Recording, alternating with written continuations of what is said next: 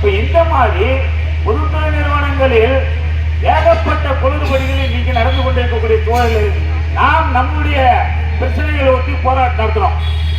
நீங்க 15வது நாள் நாளைக்கும் தொடரும். நீங்க தலைவர்கள்லாம் வந்து காலையில் பேசியிருக்கிறாங்க. அமைச்சரை கூப்பிட்டாரு, அமைச்சர் கூப்பிட்டாரு, நாம போல அமைச்சர் தான் கூப்பிட்டாரு, அமைச்சர் கூப்பிட்டாரு, பேசியிருக்கிறோம். இந்த விஷயத்தெல்லாம் ஏஎஸ் உட்பட சொல்லியிருக்கிறாங்க. மீண்டும் மாலையில அழைப்பாங்க, அழைச்ச பிறகுதான் நமக்கு என்பதே தகவல் வரும் அப்படின்றது தான். இப்ப நாம இந்த போக்குவரத்துல இல்லாத பிரச்சனையை நம்ம உருவாக்கி கேட்கல. ஏற்கனவே எனக்கு வழங்க வேண்டிய பணம் உட்பட இந்த கழகங்களை காப்பாற்றுவதற்கு அரசாங்கம் தேவையான நிதியை நீ கொடுக்கணும். இதில் வேலை செய்யக்கூடிய தொழிலாளி அவர் தன் குடும்பத்தோட நல்ல முறையில் வாழணும். அப்ப அதுக்கெல்லாம் வந்து பணம் என்பது வேணும். அவருக்கு கரெக்டா சேர வேண்டிய பணப்பலன்லாம் கிடைக்கணும். இதுக்காக நாம வந்து போராட்டம் பண்ணி 15 நாளா நடத்திக்கிறோம். ஆனா இந்த அண்டா மூல அதிகாரிக்கிறாங்க. ஒரு பழமொழி சொல்லுவாங்க இல்லையா, நக்கர நாய்க்கு செக்கியது சிவலங்கைன்னு தெரியாதா? அந்த மாதிரிதான் இன்னைக்கு தமிழ்நாட்டில் இருக்கக்கூடிய ஒரு 4 மண்டலத்தில் இருக்கக்கூடிய அதிகாரிகள் பண்ண நிலைமை. நான் என்ன கேட்கிறேன், நீ எவ்வளவு பெரிய ஐஏஎஸ் ஆபீசரா கூட இரு, பிஇ படிச்சிருக்க எம்பியா கூட இரு, ஒரு பைசா நயா பைசா அரசாங்கத்துக்கிட்ட போய் போக்குவரத்துல இவ்வளவு பிரச்சனை இருக்குங்க, எனக்கு பணத்தை கொடுங்கன்னு கேட்டு வாங்கறதுக்கு உங்களால முடியுமா? அந்த திராணி இருக்கா? இன்னைக்கு சிஐடி சங்கம் கடுமையான போராட்டம் நடத்தத்தால் தான் பணம் என்பது அரசாங்கம் கொடுக்கணும் என்ற நிலைமைக்கு வருது. அதிகாரிகள் உங்களால முடியுமா? முடியுமா பணம் வாங்கறதுக்கு அரசாங்கத்திட்ட? முடியாது. ஏன்னா அந்த அளவுக்குலாம் உங்களுக்கு கெப்பாசிட்டி கிடையாது. பவர் ஒன்றா இருக்கும், கெப்பாசிட்டி கிடையாது. பவரை வச்சுக்கிட்டுதான் தொழிலாளிக்கு ஆப்ஷனை போட்டு சம்பளத்தை கொள்ளையடிக்கிறீங்க. ஏன் தமிழ்நாடு ஒரே மாநிலம் தானே? போக்குவரத்து கழகங்கள் எல்லாத்துக்கும் ஒரே அமைச்சர் தானே? போக்குவரத்து கழகங்கள் எல்லாத்துக்கும் ஒரே செக்ரட்டரி தானே? அது என்ன 18 கார்பரேஷன்ல லீவ் போடுறோம். 18 கார்பரேஷன்ல லீவ் எதுக்கு? போராட்டம் பண்ணதுக்கு 3 நாளைக்கு. ஆனா 4 மண்டலத்துல ஆப்ஷன் போடுறோம். நீங்க என்ன அப்படியே வானத்துல இருந்து குச்சி வந்துக்கிறீங்களா அதிகாரியா? நாம கேட்கிறோம், வானத்துல இருந்து குச்சி வந்துக்கிறீங்களா? ஒரு ஐஏஎஸ் ஆபீசர் என்ன அவருக்கு தொழிலாளருடைய கஷ்ட நஷ்டம் தெரியும். இங்க இருக்கக்கூடிய ஐஏஎஸ் ஆபீசருக்கு தொழிலாளருடைய கஷ்ட நஷ்டம் என்ன தெரியும்? தெரியாதுங்க. வெளியில மாவட்ட ஆட்சியர் கார்லயே போய் கார்லயே வந்துட்டு அங்க இறங்கி போய் ஏதாவது திட்டங்களை துவக்கி வச்சு போறதா பெருசா தொழிலாளி வர்க்கத்தோட இணைந்த பல்வேறு பிரச்சனைகள் தலையிட்ட அனுபவம் எல்லாம் கிடையாது. அப்படியேப்பட்ட ஆளெல்லாம் எடுத்தாந்து வேளாண் இயக்குனரா போட்டுட்டு இன்னைக்கு போராடக்கூடிய தொழிலாளிக்கு இந்த கழகம் நல்லா இருக்கணும், இந்த தொழிலாளி நல்லா இருக்கணும். போராடக்கூடிய தொழிலாளிக்கு நீ ஆப்ஷன் போட்டு அவருடைய சம்பளத்தை திறறீங்கள, நியாயமாது? நியாயமான்னு கேட்கிறோம். இன்னைக்கு நீ வந்து சம்பளம் வாங்கிட்டு போயிடுவ. இன்னும் 2 மாசம் இந்த கார்பரேஷன்ல இருப்பீங்க. அடுத்து வேற ஏதாவது மாவட்டத்துக்கு போயிடுங்க. இங்க டிஆர்டிஆர் ஒருத்தர் இருக்காரு, அடுத்த மாசம் ரிட்டையர்மெண்ட் ஆகுது. அடுத்த மாசம் ரிட்டையர்மெண்ட் போஸ்டல் உங்களுக்கு அப்படியே வாரி குடுத்துட போறாங்களா நிர்வாகத்துல? போஸ்டல்ல ஏஎம்பி ரிட்டையர் ஆகி போஸ்டல்ல அப்படியே பணப்பலன் 50 லட்சம் ரூபாய் இருந்தாப்பா குடுத்துட போறாங்களா? நீயும் தட்டியும் துண்டியும் வாங்கி தான் போய் பிச்சை. வேற வழியே கிடையாது. ஆமா, ஓய்வு பெற்ற பிறகு இங்க வந்து அதிகாரிகள் சங்கத்திலே இல்ல தேவர சங்கத்திலே சேர்த்துக்கு தான் போராடணும். அப்போ இதெல்லாம் கணக்கில் எடுக்காம அதிகாரிகள் தான் எடுத்த மூப்பாக என்ன கொடுமை.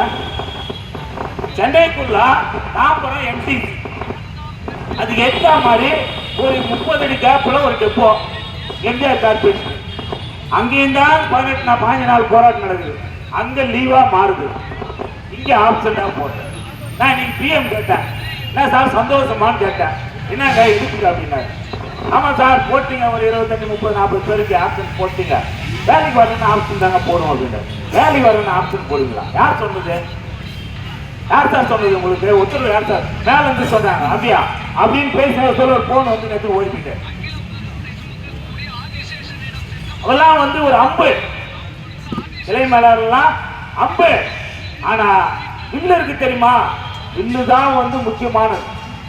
அதுதான் இன்னைக்கு இந்த தொழிலாளிக்கு 4 நாள் 3 நாள் ஆப்ஷனை போட்டு சம்பளத்தை கொள்ளையடிக்கிறீங்க. நியாயமா அது? நியாயமானு கேட்கிறோம். நமக்கு இந்த அதிகாரிங்க பண்ணக்கூடிய கோலம் தெரியுமா? ஏப்பா ஜூலை மாசத்துல ஒரு ஆல் இந்தியா ஸ்ட்ரைக் நடத்தணுமா? ஆல் இந்தியா ஸ்ட்ரைக்கு முடிஞ்ச பிறகு என்ன சொன்னாங்க, ஒரு சில டெப்போல நம்ம தோழர்கள் கூட லீவ்லாம் போட்டாங்க வைங்களா, நம்ம கிட்ட வந்து எல்லாருக்கும் நாங்க லீவு போடுறோம்னு சொன்னாங்க. நாம என்ன சொன்னோம், நம்முடைய உடன்பாடு நமக்கு உடன்பாடு கிடையாது. நம்முடைய கொள்கை எது? மத்திய அரசை எதிர்த்து போராட்டம் பண்ணா ஸ்ட்ரைக் பண்ணா எனக்கு எஸ்பி தான் நீ போடணும் அப்படின்ற அடிப்படையில் நம்ம சொல்லிட்டோம். சரின்ட்டு எல்லாருக்கும் எஸ்பி போட்டாச்சு. இதுக்கு ஆல் இந்தியா ஸ்ட்ரைக்கு கடந்த மாதம் எல்லாருக்கும் எஸ்பி போட்டாச்சு. சம்பளம் இல்லை, ஒரு நாள் சம்பளத்தை கட் பண்ணியாச்சு. ரைட், சந்தோஷம். நம்ம யாரும் வருத்தப்படவே இல்லை. நம்ம யாரும் வருத்தப்படல. ஏன்னா மோடி அரசு சேர்த்து நான் போராட்டம் பண்ணேன். ரைட்டு, போட்டிருக்கியா போடு, நான் அதான் எதிர்பார்த்தேன். இன்னைக்கு சம்பள பில்லு வருது, பேங்க்ல சம்பளத்துக்கு உண்டான தொகை வருது, ரெண்டுத்துக்கும் வித்தியாசம் வருது. சம்பள பில்லுல ஒரு தொகை இருக்கு, பேங்க்ல இருக்கக்கூடிய ஒரு தொகை இருக்கு. கிட்டத்தட்ட ஒரு 1500 ரூபாய் 2000 ரூபாய் 3000 ரூபாய் இப்படி வித்தியாசம் வருது. என்னடா இது, நம்ம ஆளுங்க அதுக்குள்ள போட்டா 2 மாசம் டிஆர் போட்டாங்க. 2 மாசம் டிஆர் எங்க போட்டிருக்காங்க? நேற்று மதுரை மண்டலத்துல போட்டாங்க, முந்தானாள். அந்த 2 மாசம் போட்ட அந்த பதிவு இருக்கு பாத்தீங்களா வாட்ஸ்அப்ல, அது வருது.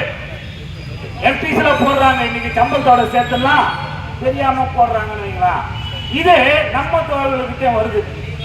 2 மாதம் போட்டாங்க, 2 மாதம் முன்ன ஒருத்தர் இல்ல காசு அதிகமா வந்து இது இப்படியே விவாதம் நடக்குது.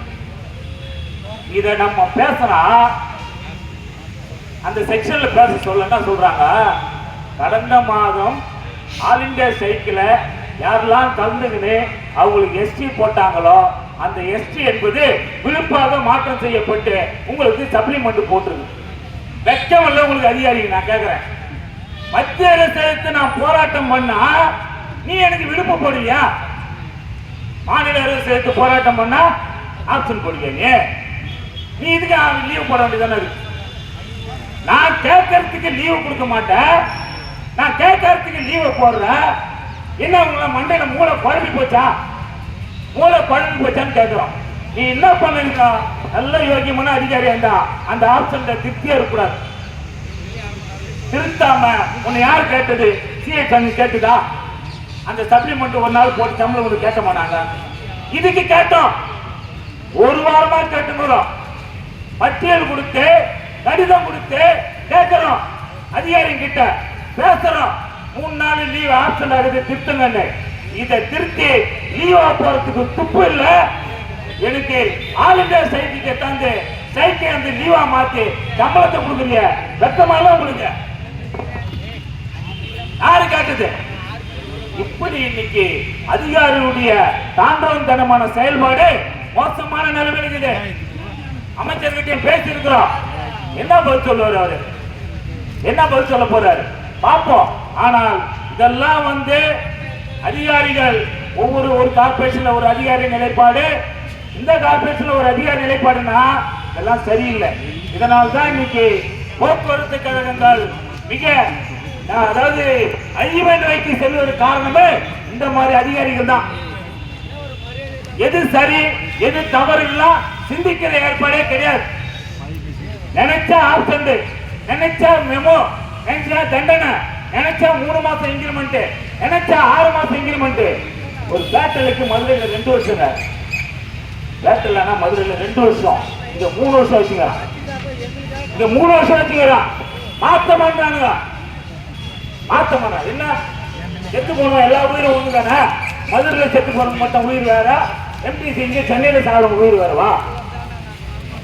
தண்டனை கொடுப்பதில் அதிகாரிகளுடைய நடவடிக்கை என்பது மிக மோசமாக இருக்குன்னா இந்த நேரத்தில் சொல்ல வேண்டியது இருக்கு. அப்போ நாம் இந்த போராட்டத்தை தொடருவோம். தலைவர்கள் வந்து இன்னைக்கு போய் பேசுறாங்க, பேச்சுக்கு என்ன பதில் வருதுன்னு பார்ப்போம். அதாவது நமக்கு திருப்தியான பதில் வந்தா ரைட்டு, தலைமை என்ன முடிவு எடுக்குதோ அது மாதிரி செயல்படுறோம். இல்ல திருப்தி இல்லாத பதில்னா 16ஆவது நாள் காரியத்தை செய்ய வேண்டியதுதான் நாளைக்கு. ஆமா, 16ஆவது காரியம் என்பது செய்ய வேண்டிய அவசியம் என்பது உருவாகும். ஆகவே தோழர்களே, இந்த போராட்டம் என்பது நமக்கு எந்த விதத்திலும் இழப்பு இல்லை. நமக்கு எந்த விதத்திலும் இழப்பு இல்லை. நமக்கு 3 நாள் ஆக்சிடென்ட், 3 நாள் சம்பள இழப்பு, அதிகபட்சம் ஒரு 10,000 ரூபாய். ஆனா இந்த போராட்டம் அரசுக்கு இழப்பு, ஆட்சியாளர்களுக்கு இழப்பு, திராவிட கட்சிக்கு இழப்பு, திராவிட மாடல் அரசுக்கு இழப்பு, விடியல் அரசுக்கு இழப்பு. என்ன இழப்பு? 26 தேர்தலில் இழப்பு வரும். அந்த இழப்பை ஈடுகட்டணும்னா உடனடியாக விழித்துக் கொண்டு பிரச்சனைகளை தலைவர்களை அழைத்து பேசி தொழிலாளிக்கு சாதகமான பதிலாக வர வேண்டும் என்றுதான் நாம் விரும்புகிறோம். அந்த அடிப்படையில் இன்றைய 15வது நாள் போராட்டம் என்பது இத்துடன் நிறைவு பெறுகிறது. நாளைய தினம் 16வது நாள் போராட்டம் என்பது தொடரும். இது தொடருமா தொடராமல் போகுமா என்பது தொழிலாளி கையில் இல்ல, சிஐடி சங்கத்தின் கையில் இல்ல.